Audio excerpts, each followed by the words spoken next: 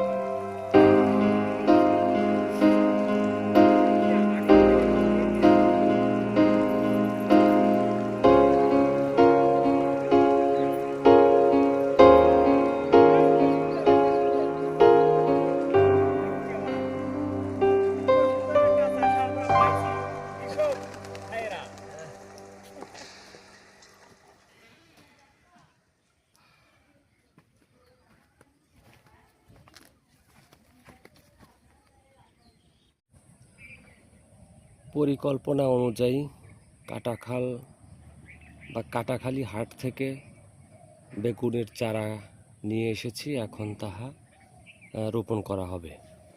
আপনারা দেখতে থাকুন। এখন আগস্ট মাসের শেষ দিক, তাই প্রচুর বৃষ্টি হচ্ছে, ফলে একটি বেড তৈরি করেছি কিছুটা উঁচু, যেন পানি জমা না থাকে এবং গাছের শিকড় পচে না যায়, সেজন্য একটু উঁচু করা হয়েছে। এভাবে পরপর গাছগুলো লাগাচ্ছি, আশা করি ভালো ফলন হবে।